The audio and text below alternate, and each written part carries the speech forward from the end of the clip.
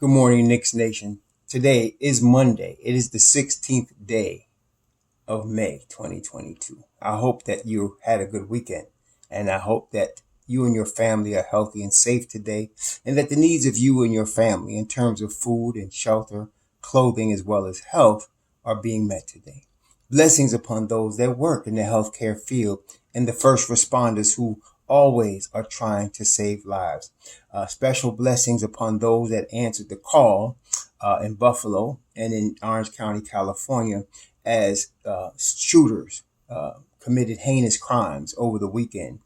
Shooter walked into a supermarket in Buffalo and killed 10 people, injured 13. And another shooter walked into an predominantly Asian church in Orange County. Didn't get the report of any fatalities during that one, but apparently the parishioners wrestled the shooter to the ground, who came loaded with all kinds of weapons and firepower. These things are becoming worse, so people that are the first responders and the people working in healthcare trying to save lives become very important in this situation. So blessings upon them, blessings upon those people and the victims' families also. Blessings also upon those that pick up garbage for us to keep streets and sidewalks and parks and highways clean, and those that make deliveries for our convenience. Double blessings on the men and women trying to help deliver and rescue the victims of child molestation and pedophilia, the victims of prostitution and child prostitution, pornography and child pornography, sex trafficking and sex slavery and human trafficking, and double curses on the perpetrators, like the perpetrator that came also yesterday over the weekend into the church, and the other one that came into the supermarket. Double curses on the perpetrators and also the perpetrators of these heinous sexual acts upon minors and people that are vulnerable. Perverts and profiteers that traffic in human misery and bring human misery. Finally, blessings upon the homeless. Nearly 600,000 men, women, and children in the streets of the United States of America right now, and millions around the world in similar or worse conditions. And blessings upon them, for theirs is the kingdom. So there were some basketball games yesterday, not involving our New York Knicks, but involving a lot of ex-New York Knicks. See, here we are again. And this Dallas team is emblematic of the problem with the New York Knicks that has been a problem for more than 20 years. What am I talking about? Reggie Bullock, Tim Hardaway Jr., Trey Burke, Frank Ntilikina, on a team that's going to the Western Conference Finals. Bobby Portis on a team that won a championship. These players have in common: they played for the New York Knicks and they were let go or traded, or in Frank Ntilikina's case, let go for nothing. And they're playing roles on teams that are winning. And at the same time, that's just one part of it. You have people in New York begging for Jalen Brunson. Please, let's go get Jalen Brunson. We got to get Jalen Brunson. While they're letting go of players that other teams are using to win. So let's put it, listen, anybody that's coming out talking about Brunson still coming to the Knicks after this, they deserve the delusional title because they are delusional.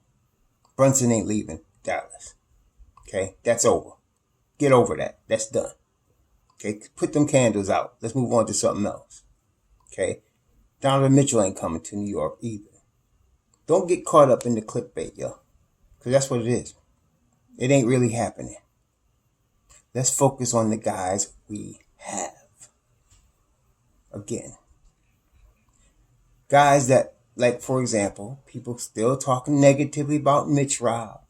Still talking negatively about Deuce. And like Frank Ntilikina, these are winning players. What do I mean when I say a winning player? They got winning track records wherever they've been. Okay? And they are of the type of player that will develop into a playoff piece for the Knicks that could help us eventually win a championship. I said that about Frank Ntilikina a few years ago, and people were laughing. Oh, they got such a laugh out of that. Yet here he is, not scoring, but locking down everybody they put him on and playing team ball and playing a role in a team that's going to the Western Conference Finals. So let's start again now. So we talked about Frank, and you can see the results. Okay? One thing, though, I will say, I was watching the game last night from NBA.com, where you got to see the game from the backboard, and you don't hear the commentary of the color analyst and the play-by-play analyst, but you do get to see very closely as the game comes toward the basket, the speed of the game and pick up nuances. And I'm going to tell you, like, Jalen Brunson, like when he first came in the league, like most people, like when most players come into the NBA from college, the game of the NBA is, I always tell you, it's at a much faster speed than any other game. The college game, the G League game, the European game, the NBA game is at a speed that is lightning fast, and it takes people a little while just to get used to that speed. And in fact, it can make or break some careers. Okay. There are some guys that just can never get used to the speed of the game. Whereas like, I like to bring up Jimmer Fredette because he's a classic example. Fredette could shoot the lights out. He could shoot the lights out in China. He could shoot the lights out on a college game, but he couldn't do it in the NBA. And the reason was simply the speed of the game. You have a few split seconds less to get your shot off in the NBA. And a lot of times that's the difference between making a shot and not making a shot. Okay. And so he's a classic example of that. So it takes a little while to get used to the speed if you can. And again, that make or break careers, in some cases. And so like, you get a shooter like an Aaron Nesmith, who we saw can shoot the ball in college at Vanderbilt, but he's having, I don't want to say trouble, but he's not as effective in the NBA because it's a faster game. Okay. Not all players can come in and just adjust to it. And you will hear a lot of players say, after 2 seasons, usually after about 2 seasons, they'll say the game is slowing down. That means that they're adjusting to the speed of the game, and their game is catching up to the speed of the NBA game. That's you want that. You want your players to get that. That's what you heard Obi say this past season. You heard RJ say it like a year and a half ago. The game is slowing down. Okay. And you can tell by their performance. The performance picks up because of the fact that they're adjusting to the NBA speed. It's a very difficult thing. It's not light. And some people I don't understand why more people don't talk about that, but it's a very difficult thing, particularly it's for everybody, but particularly for shooters. It's a very difficult thing. That's why you might see a guy in college that can shoot the lights out, and then you wonder what happened to him. Well, he could not do that at the speed of the NBA game. Okay. It's very difficult.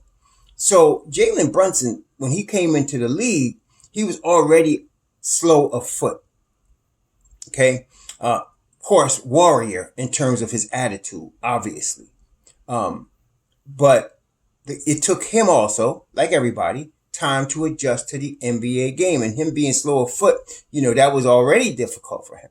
But he plays the game with his mind, with his brain, with his IQ. And what I saw last night watching from behind the basket is tremendous footwork. I mean, and he has adjusted to the speed of the game, and the footwork that he brings is, it's like, to me, the poster child of perfect footwork in the NBA is DeMar DeRozan. That, it's just amazing to watch, DeMar DeRozan's footwork. And to me, he's like he's the standard as far as footwork is concerned. And Brunson is on that level. He's got the DeMar DeRozan degree in footwork, and he has adjusted to the speed of the game. And the way Dallas plays the game, you don't have anybody clogging the post. So that allows Brunson to get into the lane and use that, even at 6'1", that tremendous footwork that he has. And so, that I saw last night why he has made such an improvement in his game to bring him to the level he's at right now. Yeah, it's amazing. And he will consistently hit those mid-range shots off of the space he creates with his footwork. Tremendous footwork from Brunson. Defensively, he still is slow of foot and height, all of that. So he's going to have a problem, but the effort he puts on the defensive end is tremendous. That helps. When you can put effort, and even though he's only 6'1" and he doesn't have the longest arms, he's strong. He's strong at his height, so he doesn't necessarily let people push him around like some other lighter players might do. So I can see why he has improved so much, and then brought it to the playoffs. And that leadership, that natural leadership ability, he's exuding that. So he's not going anywhere. He's going to stay in Dallas. They're going to pay him. He's going to get his money. And Dallas they got a good team, man. They really do. I love how they're using Reggie Bullock because it's like the Knicks use him. He's a defensive stopper.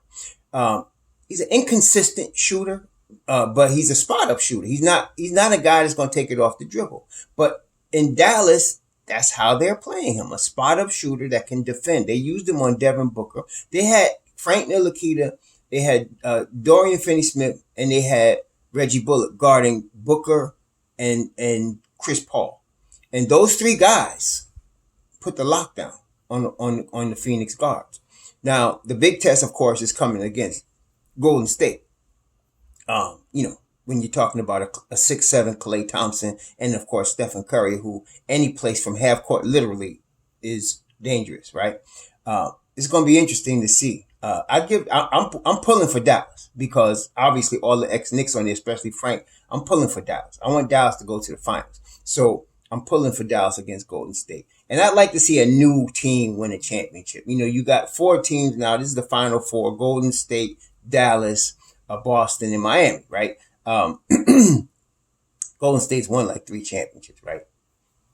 All right, I had enough Golden State. Let's get some new blood in there. So I want I want Frank and Dallas and them to do their thing, man. So, but for the Knicks, what are we learning from this?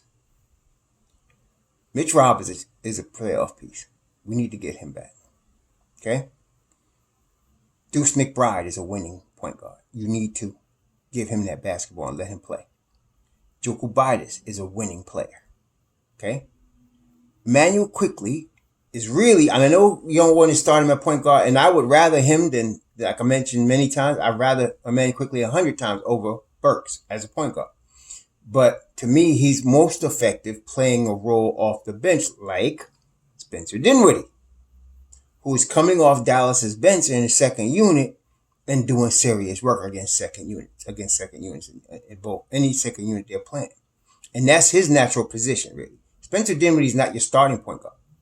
But coming off the bench against second units, he can devastate you. And he did that last night. He scored 30 last night off the bench. And it's not the first time he's done that. So, we don't like him in New York. I don't like him as a person, the way he's talking about the Knicks. But I'm just saying that's IQ to me. That's Emmanuel Quickley. You could get that from Emmanuel Quickley. Okay. And so let's see what we got. We don't need to talk about no more guards that we need to draft or trade for. Let's see what we got. Because we got winning pieces. Just that in New York, there's a really serious tendency among the fan base to hate your own players and to not value your own players for what they could bring to the table.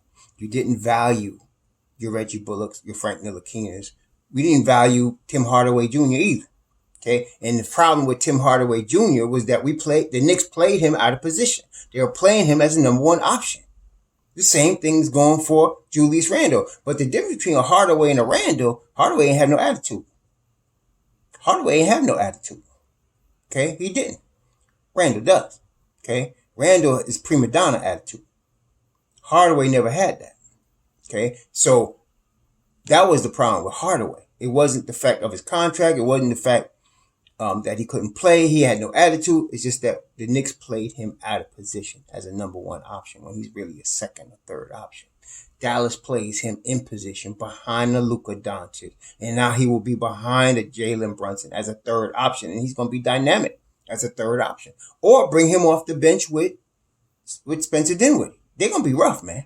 See? So, and again, it comes back to what are we learning from Dallas? Defense wins championships. Okay, you have to get stops. If you can get stops, you can win championships, particularly in the NBA where the guards are elite in the NBA, right? So you had two, Booker and CP3, the point guard, and you had Booker, who was like, I think, 4th or 5th in MVP vote. Okay, so you had two tremendous guards, and because Dallas was able to defensively bottle them up, they destroyed in the 7th game. They destroyed Phoenix. Okay, so you want defense first. You built your team on defense. You could get offense. You could develop that later. When you're just trying to get back in the game in terms of playoff play, in terms of making your name, you have to get stops. Marcus Smart has been in the NBA, 8 or 9 years now? And at least for his first 4 or 5, let's be conservative, say his first 4 seasons, he could not shoot and hit the broadside of a barn. But he could lock people up. And there were many seasons where people like trade Marcus Smart. The Celtics kept him. Signed him to a $56 million extension, and I think he's up for another extension now. But look what happened. Eventually he developed offensively. It took a while, but he always had the defense. So now you got a Tatum, you got a Brown, and now the development of the guy that you drafted, Smart. Now you can got him shooting, okay? And you add to that your Grant Williams out of Tennessee that they got a late first round pick, or you get your Neesmith, or you get your Robert Williams out of Texas. Now you got a team that you drafted. Okay, that you drafted. You bring back that piece in Al Horford that you had before. You're not as dependent on him as you were, but he can still bring you that veteran savvy that you need at key points in a playoff game. There you go. Eastern Conference Finals. Okay, so we have R.J. Barrett. And I can hear some of y'all laughing already. R.J.'s not Tatum. See, you're not looking ahead. You're only looking at now. You're not seeing. I remember people saying in his rookie year, he'll never be able to go to his right, or he'll never do this, or he'll never do that. Please think in terms of development. Development means players get better. They are working very hard in an attempt to get better. Okay, that's R.J. Barrett. A better version of Jimmy Butler. That's what we have. Let's keep developing him and let him become that. Mitchell Robinson, a defensive player of the year candidate if you let him develop. And now we're seeing him through 3-pointers. He's going to be shooting them all summer. Okay? He's going to be shooting them all summer. And he's going to be ready. If Mitch Rob just gets a 12-foot shot, some 10-foot shot, it's a wrap. The way he plays defense and the way he can run the floor, it's a wrap. Okay? So we got already what we need. We have drafted it. We just need to give it time and stop looking at other players on other teams as if our players stink. We drafted some good guys, man. We need to just develop them. Right? We just really do that. Need to develop them. Need to cut out the rot in bad attitudes and develop the youth who are buying in. The Knicks, we got something. I'm telling you, we got something here. We just need to develop it. And now at the 11th pick, I'm looking at the draft, and I just heard last night. Now, some of y'all are gonna be able to verify or not, but Shaden Sharp is probably going back to Kentucky. That's what he said. And I agree, he should go back. I've been telling y'all, I wasn't counting him because I don't think he should come out this year. I think he should go back to Kentucky. Because next year, he's a top 3 pick. He needs to go back to Kentucky and play against real Division I players. Okay? And I think he's going to make that right choice. Calipari has been saying that. But I know his parents, it's hard to turn down, if he gets picked, let's say he gets picked 10th, that's a guaranteed 20 million, for that kid, over the 4 years. He's going to get like 20 million. That changes a family forever. That's a lot of money. But you got to look longer term. So if he goes 3 next year, that's a guaranteed like 30, 40 million. Okay. So, and you can get that. Now they can get money from advertisements and stuff. They can get marketing money to kids now. So he could get that. He got marketing right. So they got to wait 1 more year. And hope he doesn't get hurt. I know a lot of times now, I remember seeing it back in the day. I'm sure they do it. They insure some of these kids, so that if they do get hurt, they still get money. Okay. Because they're worth a lot of money. So, he can get money still. He may not get 100 million, but he's still going to get 10 or 20, the insurance policies. So, yeah, there's that. He's going to go back. So you take him out the equation. AJ Griffin I told you I like him. He's got high upside. He got a lot of ties to Tibbs with his dad, Adrian. I like him, but it's upside. There's a lot of players that I would get that are more ready to play now on a high level, like a Sohan, than him. I'm not sure how high he's going to go. He's a wild card. So you take them out, and now you're really talking about 8 players that are really good in the top of the draft. Let's take a look here. You're talking about, let's take a look and see what we got here. Okay, so you're really talking about Holmgren, Smith, Banchero, Ivy, Murray, Mathurin, Daniels, Duran, Sohan, Davis. That's really what you're talking about. And then on the outside of them, Tari Eason, Agbaji, some people like Malachi Branham. He's all right. But really, I like, after those guys, I like a E.J. Liddell. McGowan's is really outside of them from Nebraska. I think Hardy's overrated myself, but he's only 20, so maybe he's going to develop something. But really, there's just not much pickings after your top 8. Okay. So I can see the Don maybe trading up this year. Okay. Because you really got some talent in that top 8. I mean, Holmgren, Smith, Banchero, Ivy, Murray, Mathurin, Sohan. I'm talking about, and I'm not dealing with Duran. Duran's a top 10 talent, no question, but I don't want to send him. So, because we got Mitch Robb, we got Jericho Sims. Let's not complicate things by adding more to complicate the situation. We got 2 good centers. So I'm not looking at 5s right now. But Daniels, Sohan, and Johnny Davis. I'm not as high on Johnny Davis as other people, but I can understand if they pick him. I can understand how people are high on him. I'm not as high on him. I don't think he's got the NBA explosiveness that I'd like to see. I know people don't think I'm crazy, but that's just how I see it. But I can see him going in the top 10. So you take out Sharp and you take Griffin out the top 10, and you got those guys, that I just named. Now, Sohan, of course, y'all know I love Sohan. I want Mathurin. If I'm not in the top 4, I want Mathurin. And so, but top 4, somebody asked me, who would I pick in the top 4? I want to be honest with you. It doesn't matter. I would take, I'm not high on Holmgren only because of his durability, but talent-wise, I'd take Holmgren, Smith, Banchero, or Ivy. I don't care. I'll take any of those guys. I don't have a preference. I mean, if I had a preference, it's the 3 guys that I don't feel is as injury possibility as Holmgren. So I guess Holmgren would be my 4th, but really, I'd throw a dartboard and take whichever one I can get of those 4. Okay, period.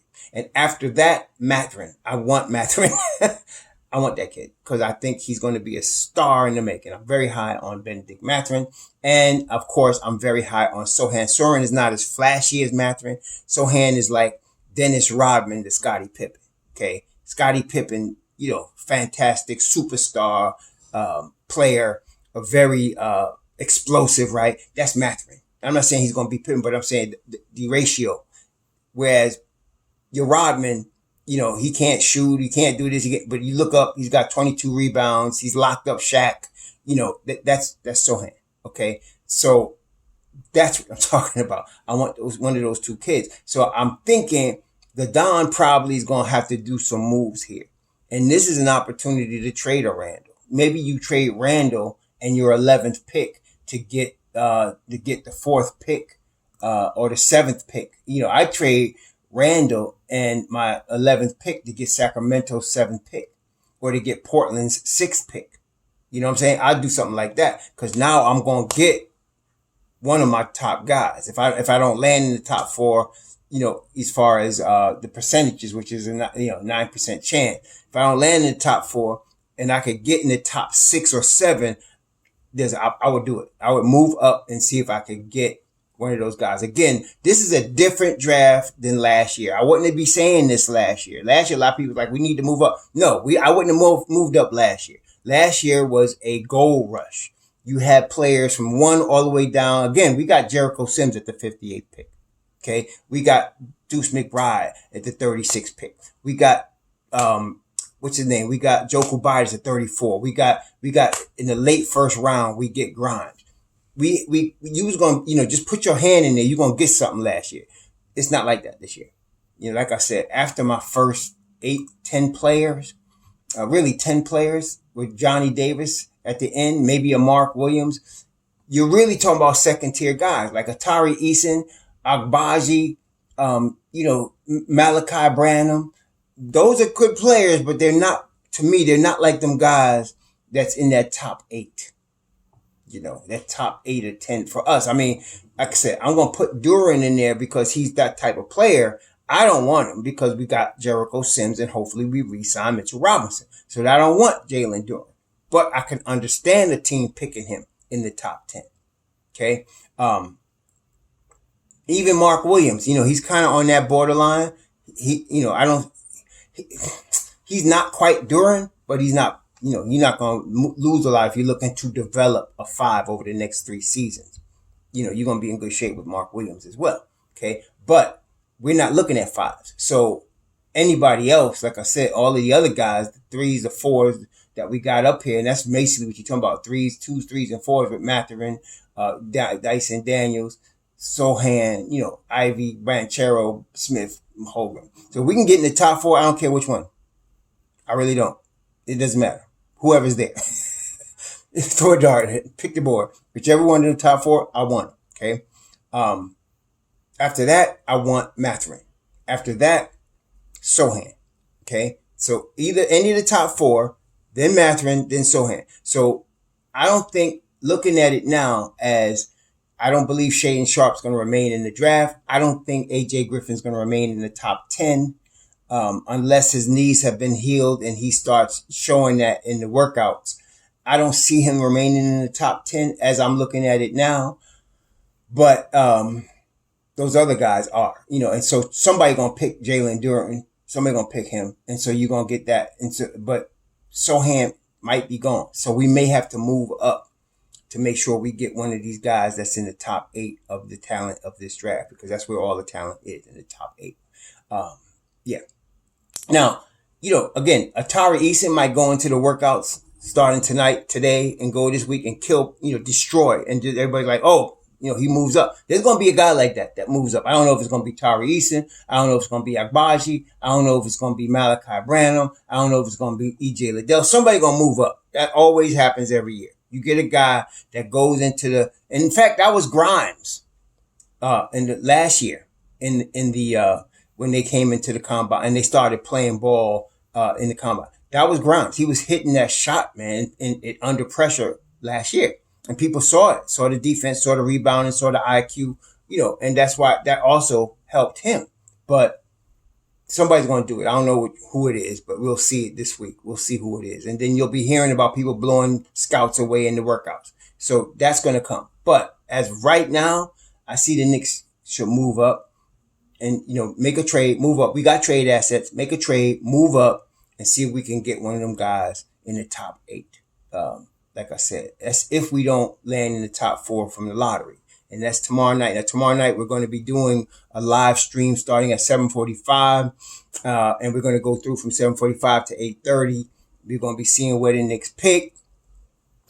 and it's gonna be on. So, if we get in the top four, man, oh man, yeah, I'm be very excited because we get some really good players in the top four of this draft. This is a top heavy draft. The gold nuggets are in the top of this draft for real. Okay, so Ivy, why do I like Ivy so much? It's that speed, man. I love the speed on him. I'm not saying he's a point guard or a shooting guard. I don't know. But the speed that he has, I'm very addicted when I see a guy that's 6'4", 200 and can move like this guy, like a sprinter, man, with the ball in his hand. I mean, he has gears. Obviously, there have been other players like that. Like some of y'all remember back in the day with UConn, when University of Connecticut was first, blowing up as a national power on the men's side. They had a guy that became a coach. I think he's still a coach, Kevin Ollie. I was fortunate to meet Kevin Ollie, at that time. Nice guy from South Central LA. And he had gears, man. Now, the rest of his game, he played for a few years in the league. He wasn't going to be a star, but he had some gears on him when he could get that ball up the floor, man.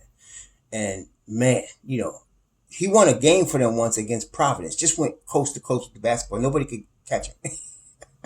So I see that with Ivy, but of course he's got other talents. He's got the length, he's got the size, he got the athleticism to finish over people, finish through contact, and then of course he can shoot the ball a little bit too. I mean, per game, what did he average at Duke? At Purdue, he averaged 17 a game, 5 boards, 3 assists. Not blowing you away, but remember, he's a sophomore, and he's going to be 20 years old when he drafted. He's got two. I like Ivy. Really do. I like all those guys in the top four. Like I said, throw a dartboard at it. And I like Keegan Murray too, though. I don't see him being a superstar. He's more a poor man's Tim Duncan fundamentals type dude, but he's not going to be Tim Duncan, but I'm saying he's fundamentals, very sound fundamentals, solid. He's not overly athletic. He does everything very well. Okay. But he's not a bad pick either, but I want Mathurin. Outside the top four, Benedict Mathurin. If I don't get Mathurin, give me Sohan. Those are the guys. So let's see what the Knicks do. But stop hating your own team and your own players. We got talent on the Knicks. It just needs to be developed. Okay? Development. Remember that. Development. Look at Dallas. Okay? Look at them. And learn. Okay? Y'all have a great Monday. Hopefully it's the start of a great week. Be safe out there. Shalom.